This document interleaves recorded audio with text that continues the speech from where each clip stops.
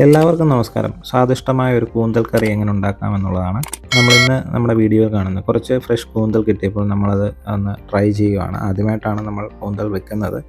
നിങ്ങൾ ഈ കാണുന്ന പോലെ തന്നെ ആദ്യം അതിൽ നല്ലവണ്ണം ക്ലീൻ ചെയ്യണം. അതിൻ്റെ ഉള്ളിലൊരു ബ്ലേഡ് പോലൊരു ഇതുണ്ട്. അതെല്ലാം എടുത്ത് കളഞ്ഞ് അതിൻ്റെ പുറത്തെ സ്കിന്നൊക്കെ നല്ല വൃത്തിക്ക് ക്ലീൻ ചെയ്തെടുക്കണം. അങ്ങനെ നമ്മൾ 1 കിലോ കൂന്തലാണ് വാങ്ങിയത്. ക്ലീൻ ചെയ്ത് വന്നപ്പോൾ നമുക്ക് അത്യാവശ്യം ഒരു കറിക്കുള്ളതുണ്ട്. അപ്പോൾ ഇതുപോലാണ് നമ്മൾ ക്ലീൻ ചെയ്യുമ്പോൾ കാണുന്നത്. പിന്നെ അതിനെ ചെറുതായിട്ട് പലരും പല രീതിയിൽ റൗണ്ട് ഷേപ്പിൽ കട്ട് ചെയ്യാറുണ്ട്. നമ്മളിപ്പോൾ അതിനെ അല്ലാതെ കട്ട് ചെയ്തു. പിന്നെ അടുത്തായിട്ട് നമ്മൾ ചീനച്ചട്ടി വെച്ച് അതിലേക്ക് കുറച്ച് വെളിച്ചെണ്ണ ഒഴിച്ചു. വെളിച്ചെണ്ണ ഒഴിച്ചൊന്ന് ചൂടായി വരുമ്പോഴത്തേക്ക് അതിലേക്ക് ഇടേണ്ട സാധനങ്ങൾ നമ്മൾ പ്രിപ്പയർ ചെയ്ത് വെച്ചിട്ടുണ്ട്. സവാള, ഇഞ്ചി, വെളുത്തുള്ളി, കറിവേപ്പില, തക്കാളി ഇതെല്ലാം. അപ്പോൾ ഒന്ന് ചൂടായി വന്നപ്പോഴത്തേക്ക് അതിലേക്ക് നമ്മൾ 3-4 ഏലക്ക, കുറച്ച് കറിവേപ്പിലയൊക്കെ ഇട്ടു. പിന്നെ അതിൻ്റെ പുറത്തേക്ക് നമ്മൾ ഇഞ്ചി, വെളുത്തുള്ളി ഇട്ട് അതൊന്ന് ചൂടായി വരാൻ വേണ്ടി വെയിറ്റ് ചെയ്യുന്നു. ചെറുതായിട്ട് ഇളക്കി കൊടുക്കുക. അതൊന്ന് ചൂടായി വരുന്ന സമയത്ത് അതിൻ്റെ കളറൊക്കെ ഒന്ന് മാറി വരുമ്പോൾ കുറച്ച് പച്ചമുളക് അതിലേക്കിടും. പച്ചമുളക് ഇട്ട് അതിന് ശേഷം നമ്മുടെ അരിഞ്ഞു വെച്ചിരിക്കുന്ന സവാള അതിലേക്കിട്ട് ആ സവാളയൊക്കെ നല്ലവണ്ണം ഒന്ന് ഇളക്കി യോജിപ്പിച്ചതിന് ശേഷം അതിൻ്റെ മുകളിലേക്ക് അല്പം ഉപ്പും കൂടി ഇട്ട് കൊടുക്കുക. ഉപ്പിട്ട് വീണ്ടും അതിനെ ഒന്ന് മിക്സ് ചെയ്യുക. അല്പസമയത്തിന് ശേഷം നമുക്ക് സവാളയൊക്കെ ഒന്ന് ഡ്രൈ ആയി തുടങ്ങുന്നത് കാണാൻ സാധിക്കും. സവാളയൊക്കെ ഒന്ന് വഴന്ന് തുടങ്ങുമ്പോൾ നമുക്ക് അതിലേക്ക് വേണ്ട പൊടി ഐറ്റംസ് ഇടാം. ഇപ്പോൾ ഇതിലേക്ക് ഞാൻ ഇടുന്നത് 2 സ്പൂൺ മുളക് പൊടി എരിവില്ലാത്തതാണ്. നിങ്ങൾക്ക് എരിവ് വേണമെന്നുണ്ടെങ്കിൽ 1/2 സ്പൂൺ എരിവുള്ള മുളക് പൊടിയും കൂടി ഉൾപ്പെടുത്താം. പിന്നീട് അതിലേക്ക് നമ്മൾ പൊടിച്ച് വെച്ച പെരിഞ്ജീരകം ഒരു 1/2 സ്പൂൺ ഇട്ടിട്ടുണ്ട്. പിന്നെ അതിനകത്തോട്ട് ഗരം മസാല ഒരു സ്പൂൺ ഗരം മസാല ഇടുന്നുണ്ട്.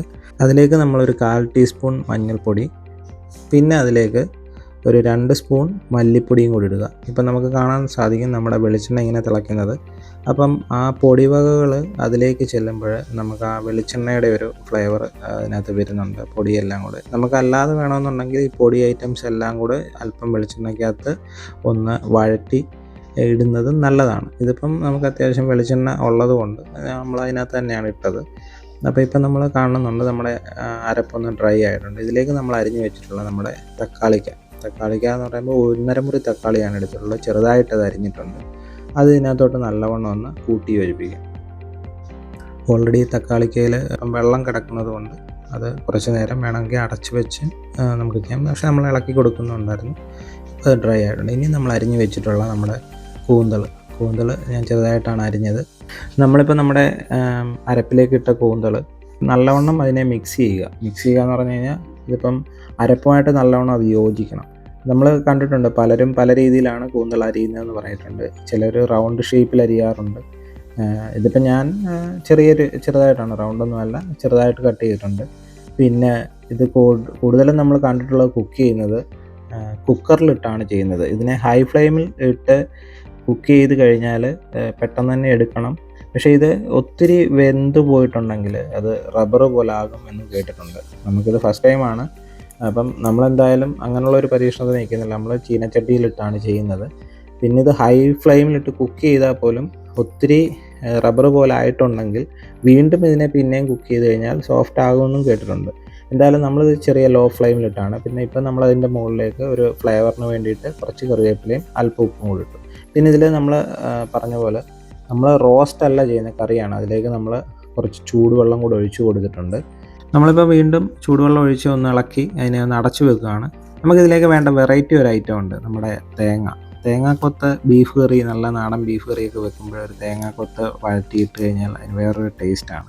നമ്മൾ കടലക്കറി വെക്കുമ്പോഴും തേങ്ങാക്കൊത്ത് നമ്മളങ്ങനെ ഒരു നല്ല മുഴുവൻ തേങ്ങ എടുത്ത് അതിനെ ഒന്ന് പൊട്ടിച്ച് കുറച്ച് ചെറിയ പീസുകളാക്കി നമ്മളതിനെ ഒന്ന് വഴറ്റിയെടുക്കാൻ പോവുകയാണ്. ചീനച്ചട്ടി അങ്ങോട്ട് വെച്ച് അതിലേക്ക് കുറച്ച് എണ്ണ ഒഴിച്ച് അതിനെ ഒന്ന് വഴറ്റിയെടുക്കുകയാണ്. അപ്പോൾ വഴറ്റിയെടുക്കുന്നതിൽ ഒരു പ്രത്യേക കാര്യം, അതിലേക്ക് നമ്മളൊരല്പം മഞ്ഞൾപ്പൊടിയും ഒരു അല്പം ഉപ്പും കൂടി ഇട്ട് കൊടുത്തു കഴിഞ്ഞാൽ ആ വഴന്നു വരുന്ന തേങ്ങയുടെ കൊത്തിന് നല്ലൊരു ടേസ്റ്റ് ഉണ്ടാകും. അപ്പം നമ്മളൊന്ന് മൂടി തുറന്ന് വീണ്ടും ഒന്ന് ഇളക്കി നോക്കുന്നുണ്ട്. അപ്പം അത്യാവശ്യം വെന്ത് തുടങ്ങിയിട്ടുണ്ട്. ഇപ്പം നമ്മുടെ തേങ്ങാക്കൊത്ത് കണ്ടില്ലേ, കാണാൻ നല്ലൊരു ഭംഗി തന്നെയുണ്ട്, ഇതിന് നല്ലൊരു ചന്തമുണ്ട് കാണാൻ. അപ്പോൾ ഈ തേങ്ങാക്കൊത്ത് നമ്മുടെ കറിക്കകത്തോട്ട് വരുമ്പം ആ കറിയിലുണ്ടാകുന്ന ഒരു ടേസ്റ്റ്, അടിപൊളി. അപ്പോൾ ഇപ്പം നമ്മുടെ കറി ഏകദേശം റെഡി ആയിട്ടുണ്ട്. നമ്മൾ തേങ്ങാക്കൊത്ത് ഇട്ട് കഴിഞ്ഞിട്ടുള്ളൊരു ഇപ്പം കാണുന്നത്. ഇപ്പം നമ്മൾ കണ്ടില്ലേ, കൊഴുത്തൊരു ഗ്രേവിയാണ്, കാണാൻ തന്നെ നല്ലൊരു ചന്തമുണ്ട്.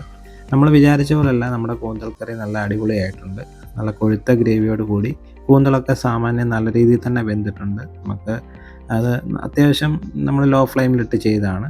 നമുക്കിതിപ്പം ചോറിൻ്റെ കൂടെയും നല്ല പൊറോട്ടയുടെയൊക്കെ കൂടെ നല്ല കോമ്പിനേഷനാണ്. അപ്പം ഇത് ഞങ്ങൾ നല്ല രീതിയിൽ അത് എൻജോയ് ചെയ്തു. അത്യാവശ്യം ഫസ്റ്റ് കുക്കിംഗ് എന്ന് പറഞ്ഞാലും നല്ല അടിപൊളിയായിട്ട് ചെയ്യാൻ സാധിച്ചു. നിങ്ങളും ട്രൈ ചെയ്യുക. പിന്നെ നിങ്ങൾക്ക് ഈ വീഡിയോ ഇഷ്ടപ്പെട്ടിട്ടുണ്ടെങ്കിൽ ഒന്ന് ലൈക്ക് ചെയ്യുക, ചാനലൊന്ന് സബ്സ്ക്രൈബ് ചെയ്യുക, സപ്പോർട്ട് ചെയ്യുക. അപ്പോൾ നമ്മുടെ കണവക്കറി റെഡി ആയിട്ടുണ്ട്. അപ്പം നമ്മൾ നല്ല ചൂട് പൊറോട്ട കൂട്ടി ഒരു പിടി പിടിക്കാൻ പോവുകയാണ്. തൽക്കാലം നമ്മുടെ ഈ വീഡിയോയിൽ നിന്ന് വിട പറയുന്നു. എല്ലാവരും കൂടെ കൂടിക്കൊള്ളുക. Thank you so much.